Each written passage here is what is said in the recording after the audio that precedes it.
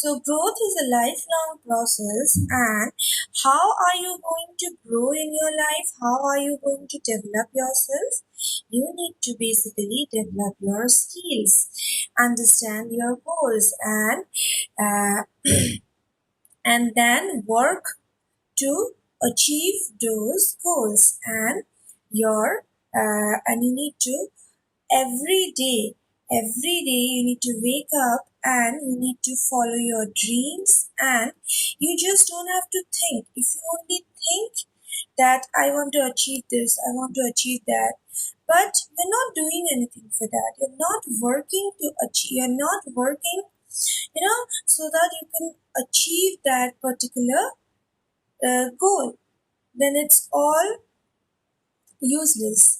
If you're just thinking and planning, but you are not executing, but you're not implementing, or you're not trying to do that, until and unless you don't try, that means you're not going to achieve anything. So you need to keep on trying, you need to keep on implementing and utilizing, so that you can achieve your goals, so that you can fulfill your desires.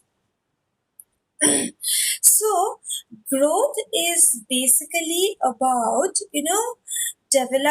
growing your personal skills, growing your communication skills, growing your management skills, growing your developing or growing your lifestyle. So, how will you be able to grow it? When you continuously try to improve it, when you continuously try to, accomplish your goals. So, in that process, you will also improve or develop your skills. So, when you constantly try to develop your skills and uh, try to achieve your goals, try to accomplish your tasks, then in that process, you will definitely, that very process is definitely going to bring you a lot of success, a lot of, happiness in your life. So growth is one important part of life, because when you do not see yourself growing, then you feel demotivated. So, growth and motivation are both related to one another. So, when you see yourself growing, you are ultimately motivated. So, and when you see yourself failing, and when you see yourself, like in when you see yourself that you're not growing, you're not being able to develop, whereas your friends, your family, they are all doing great in life, and you're not being able to do great in life. So, in that case, you will be demotivated. So, growth is necessary in order to, feel motivated. So, like, are you happy with your life? Are you happy with your work and your personal life?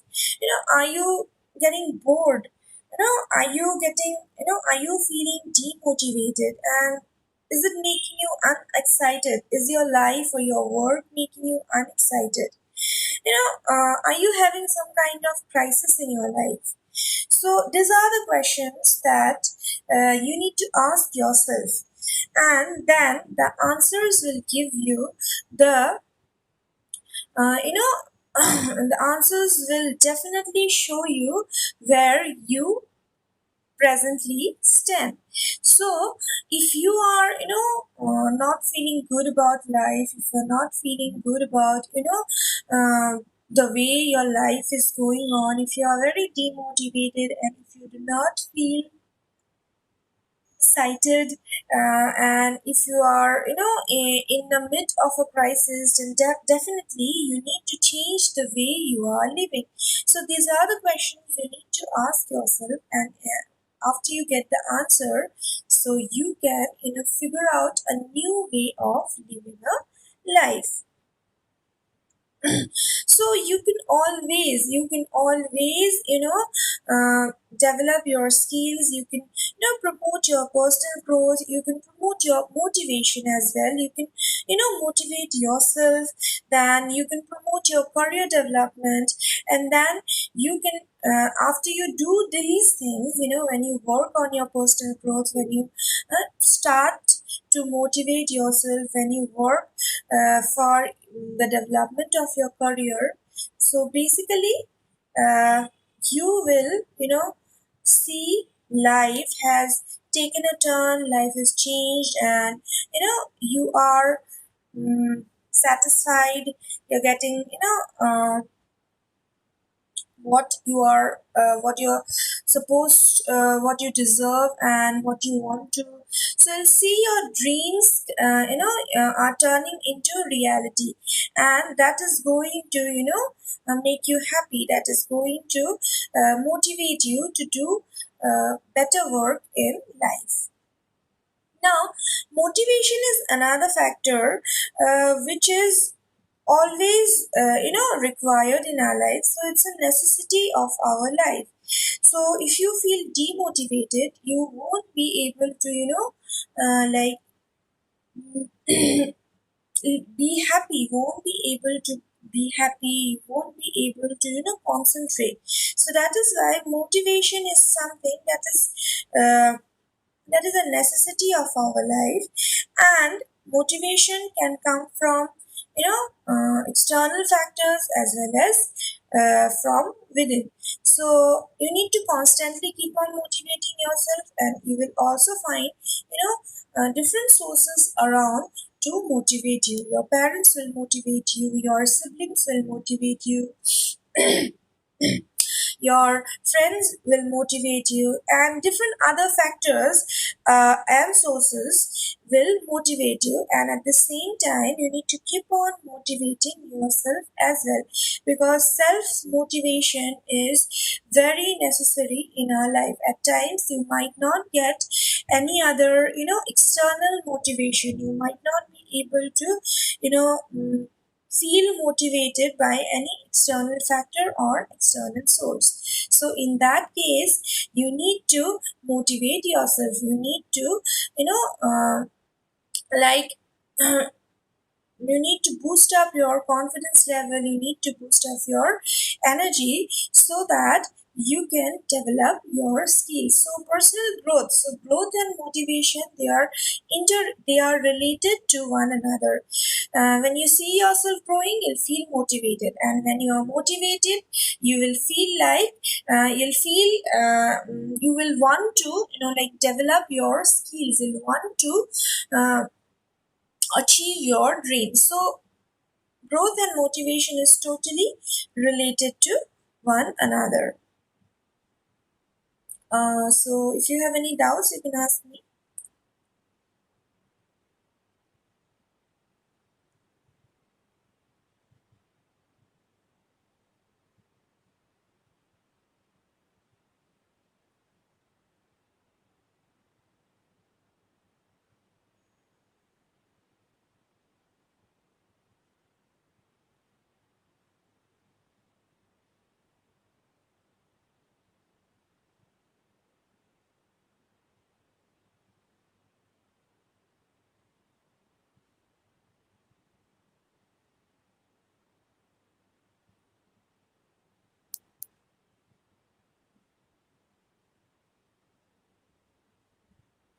Okay, I guess you don't have any doubt.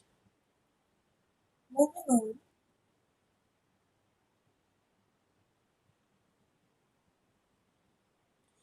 The next topic is emotional intelligence. So we have different emotions. Emotions are something which are very critical. Emotion is a very critical part of our life. Why I am saying this? Why emotions are very critical? Because we never know when which emotion will strike us.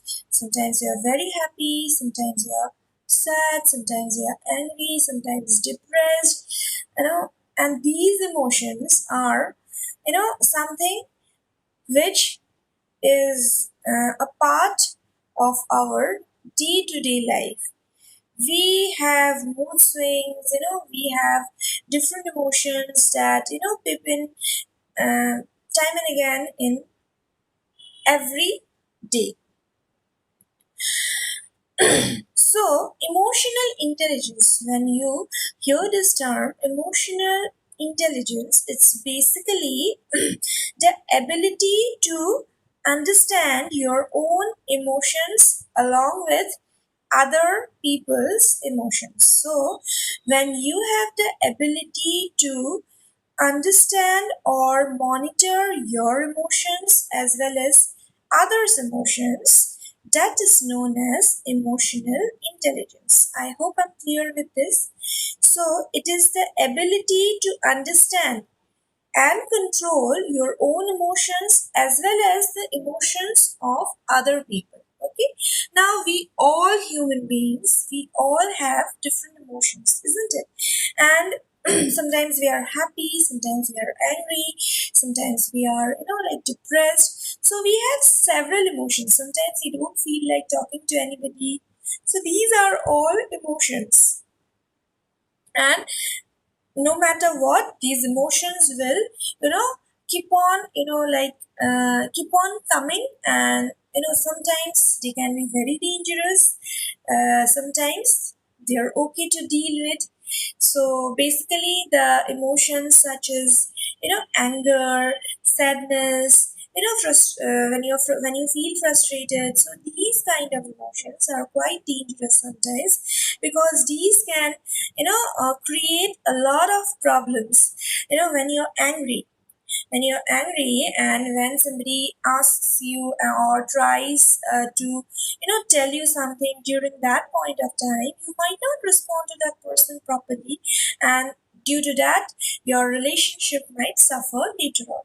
So emotions might be quite dangerous sometimes, and emotions are quite playful at some point of time.